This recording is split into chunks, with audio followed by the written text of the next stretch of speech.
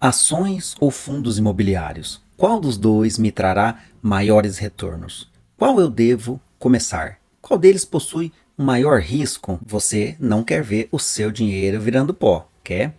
Confira agora um raio-x completo sobre essas duas modalidades de investimentos para você construir o seu patrimônio e viver de renda passiva. Assista esse vídeo até o final que você não vai se arrepender, vai te ajudar, vai agregar muito para você que está construindo uma carteira de investimentos. Sejam todos bem-vindos ao canal. Aqui você encontra conteúdos sobre investimentos e educação financeira. Te convido a se inscrever neste canal e fazer parte deste grupo de pessoas que têm em comum a mesma meta. O tema de hoje é sobre ações e fundos imobiliários. É de extrema importância que todo investidor saiba diferenciar as principais características destes investimentos. Por qual começar? Qual o risco? Qual deles me trará maiores retornos? O conhecimento fará você ter bons resultados no futuro. Vamos fazer aqui um bate-papo e eu quero a sua opinião. Coloca por gentileza nos comentários a sua dúvida, as suas dúvidas, né? E a sua opinião, né? Caso não tenha nenhuma dúvida, a sua opinião que possa acrescentar ou agregar algo para quem está assistindo esse vídeo. E no próximo vídeo eu leio e respondo cada comentário. Bom, falando dos fundos imobiliários, basicamente, quando você adquire uma cota, você passa a ter pedacinhos dos imóveis que o fundo possui, ou os papéis atrelados aos imóveis investidos pelo fundo. Sendo assim, você tem direito de receber parte dos aluguéis mensais destes imóveis. Já no caso das ações, você está se tornando dono, sócio da empresa, proporcional ao número de papéis que você adquire, a porcentagem dos seus investimentos. Para você que ainda está iniciando no mundo dos investimentos, para ficar bem claro, vamos pensar o seguinte: nos FIIs, os fundos imobiliários, é como você comprar um imóvel e receber aluguéis deste imóvel. Já nas ações, você adquire parte de uma empresa e tem direito de parte dos lucros desta empresa. É como se você ficasse sócio de uma empresa e tem direito às participações dos lucros aos quais essas empresas ou essa empresa durante o período em que você possui o papel em carteira. Então pensamos da seguinte maneira: imóveis, o seu rendimento ele é limitado, é um bom rendimento, mas é limitado, ou seja, você recebe aquele aluguel que apenas é corrigido anualmente. Não tem como você comprar uma casa e você aluga ela por R$ 1.000 e você vai receber R$ 1.000. Não tem como você receber o dobro disso, vamos dizer assim, no decorrer do ano, né? Vai ser corrigido ali o seu aluguel, mas esse é o seu limite. Já quando você tem, por exemplo, uma empresa, você tem a possibilidade do lucro ser ilimitado. Por exemplo, quanto mais vendas tiver, né? Quanto mais filiais a empresa abrir, expandir os seus negócios, os lucros são ilimitados. Ou seja, você não tem um teto limitado, você tem a possibilidade de ganhar N reais. Então, olhando por essa ótica, qual desses dois investimentos me trará mais retorno? Um imóvel, por exemplo, ou uma empresa? Fica bem óbvio que uma empresa traz a possibilidade de ganhos maiores. Sendo assim, fica fácil de perceber que ações, teoricamente, pode trazer maiores riscos. Olhando pela essa teoria de quanto maior a possibilidade de rendimento, maior os riscos. Então, o investidor iniciante fica naquela dúvida: por qual desses investimentos eu devo começar? Ou até mesmo o investidor intermediário fica naquela dúvida: será que eu comecei certo? Será que não deveria ter começado por ações, depois fundos imobiliários ou vice-versa? Então, pode-se dizer que isso varia de pessoa para pessoa. A maioria começa com fundos imobiliários devido ao fato de que eles trazem a sensação de maior segurança e também pelos dividendos que são mensais. Todo mês pinga na sua conta o dinheiro dos aluguéis. Porém, sempre tem aqueles que querem arriscar mais e tentar aumentar patrimônio em menor tempo. Assim, buscam ações promissoras que estão descontadas, ou seja, estão sendo negociadas abaixo de seu preço justo, ficando assim na expectativa de uma boa valorização dos papéis e assim realizarem bons lucros, aumentando o seu capital. Mas isso é uma estratégia que cada um vai traçar após conhecer bem os investimentos. Também tem o caso daqueles que buscam uma carteira diversificada, focada em dividendos, focando o longo prazo. Assim, buscam as melhores ações, mais consolidadas e boas pagadoras de dividendos e fazem assim uma boa diversificação entre ações e fundos imobiliários. Vamos agora para a tela conferir a minha carteira de investimento para você ver e ter uma noção de como está sendo construída as minhas estratégias e podermos diferenciar bem esses ativos. Só lembrando que nada do que eu falo e mostro aqui nesse vídeo é recomendação de compra nem de venda. Bom, gente, como vocês podem ver aí na tela, estou usando o site da Status Invest para poder fazer o gerenciamento de minha carteira. Eu coloco rigorosamente tudo que eu adquiro, eu coloco aqui no site para eu poder fazer esse balanço patrimonial dos meus investimentos.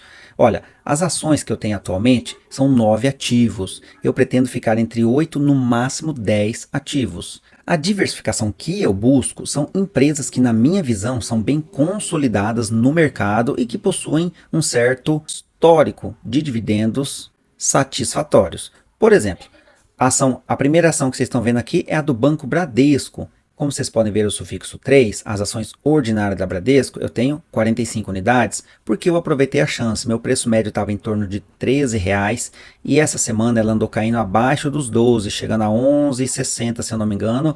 Eu adquiri mais um pouco para baixar o preço médio e visando oportunidade de valorização no futuro. Acredito que esse ano as ações do Bradesco vão operar em baixa, bem abaixo do seu preço justo de mercado. Por isso vou fazendo aquisições pensando aí no longo prazo. Invisto também em empresas de energia elétrica, como a CEMIG, que entrou agora na carteira. Eu vou comprando fracionadinho, tá, gente? Cada vez que cai um preço que eu acho justo eu pagar, colocar na minha carteira, eu vou e compro. Nem que eu compro 1, 5, 10, o tanto que for necessário. Entrou também a ENBR3, né? É também do setor de energia elétrica. Comprei apenas uma. Eu comprei apenas uma porque é dinheiro de dividendos dos fundos imobiliários e ações que entrou agora em fevereiro. Eu aproveitei e comprei uma ação aqui que está um pouquinho abaixo do seu preço justo de mercado, que é em torno de R$20, né? Ó, o preço dela atualmente está R$20,17. Paguei R$19,93. E aos poucos eu vou comprando também dessa empresa. Talvez eu poderei no futuro substituir ela por outra empresa do setor de energia. Outra que está na minha carteira é a metalúrgica Gerdau, que eu também não estou conseguindo comprar porque meu preço médio está bem baixo e eu quero comprar abaixo dos 11,50. Já tem ordem de compra, mas ela não baixa de 11,50, então não consigo entrar, né? Tem a Itaúsa, tem a Klabin, a Itaúsa de setor de banco, Klabin setor de celulose, Sanepar, né? Saneamento básico, Taesa no setor de energia elétrica, que é um setor muito bom para quem quer focar em dividendos, e a Trisul, que é do setor imobiliário e incorporações. Também eu estou vendo como oportunidade. É uma boa empresa que está muito descontada, que ela tem um preço dela de mercado em torno de R$7, então estou na expectativa dela dobrar esse valor aqui ao longo do tempo aí. Por isso eu estou acumulando também ações da Trisul. Talvez vai entrar a Petrobras aqui e fechar 10 ativos de ações. Não vai passar disso. Já fundos imobiliários, eu tenho 8 ativos. Como eu ainda tenho pouco dinheiro investido, eu vou ficar um bom tempo com esses 8. Assim que eu passar dos R$50 mil, por exemplo, investido, aí vai entrar mais 2 e vai ter uma carteira com 10 fundos imobiliários, 10 ações. Aqui eu diversifiquei a meu modo de pensar. Por exemplo, o BRCR11 é um fundo de tijolo, CPTS11, papel, GALG11, tijolo, papel, esse aqui papel, Kizu, fundo de fundos. Recomenda-se sempre ter pelo menos um fundo de fundos na carteira de fundos imobiliários.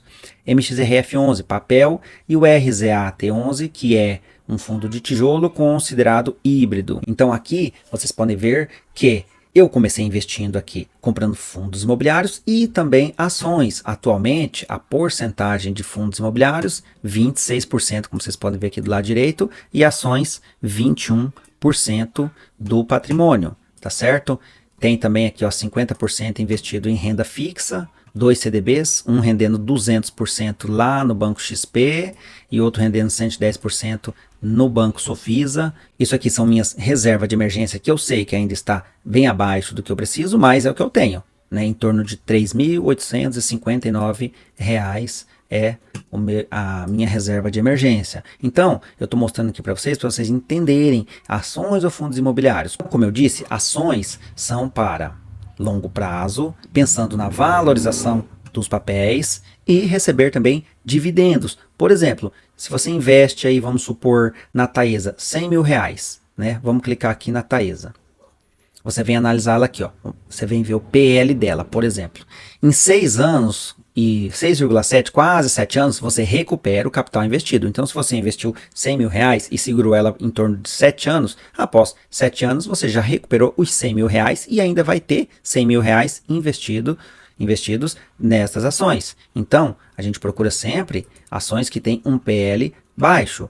Por exemplo, se você olhar aqui as ações da Petrobras, as ações preferenciais, certo? Você vê que ela tem atualmente um excelente histórico de dividendos, ó, pagou R$ 16,77 nos últimos 12 meses e ela tem um PL de apenas 1,95, ou seja, em menos de 2 anos você tem todo o seu capital investido recuperado. Se você segurar por 2 anos suas ações, você já recuperou. Se você investiu R$ 100.000, daqui 2 anos você já tem esses R$ 100.000 no seu bolso e ainda continua com R$ 100.000 de ações da Petrobras. Isso porque atualmente ela vem pagando dividendos exorbitantes. Isso não significa que vai permanecer dessa forma.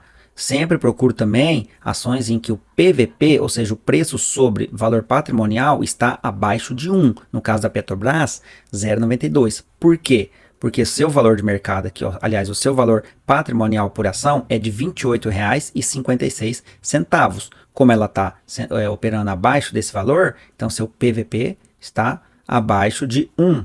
Então aqui eu tenho a possibilidade de valorização de cada papel. Analiso também a margem líquida da empresa, olha aqui, 28,61%, ou seja, cada R$ 100 a empresa lucra 28,61, aliás, R$ 28,61. Essa é a margem líquida. O ROI da empresa também aqui, muito bom, olha só, 47% o ROI dessa empresa. Temos que olhar também, quando estamos analisando uma empresa, as suas dívidas, seu patrimônio líquido e as suas dívidas. Como vocês podem ver aqui, a Petrobras tem 372 bilhões de reais é seu patrimônio líquido. Dívida bruta, 293 bilhões, né? Aí ela tem aqui disponível 36 bilhões, ficando assim a sua dívida líquida em torno de 256 bilhões, um pouquinho mais de 256 bilhões, né? Seu free float tem que estar sempre, quanto mais próximo de 100%, melhor, porque é menos volátil o papel. O nível E2 poderia ser melhor, né? Nível 1 ou segmento de novo mercado, né? Porém, a Petrobras é no segmento de listagem nível 2. Peguei ela como exemplo para você saber diversificar o seu capital. Agora, pegando aleatório aqui um fundo imobiliário, por exemplo, esse fundo HCTR11, que é um fundo de papel excelente, pagador de dividendos, como vocês podem ver aí, 17% ao ano, um pouquinho mais, ele está custando, na data de hoje, R$ 89,89. Olha o seu valor justo de mercado, R$ 120. Então, seu PVP está bem abaixo de 25% de desconto em cada cota desse fundo imobiliário. Então, no caso dos fundos imobiliários, eu analiso o PVP, os dividendos, o seu patrimônio, quantidade de cotistas. Olha a regularidade dos dividendos, se não tem quedas bruscas frequentemente. No caso desse fundo, você vê que não tem queda brusca, ele é regular na distribuição de dividendos mensais, né? Não estou fazendo recomendação de compra nem de venda, apenas compartilhando minha carteira de investimento.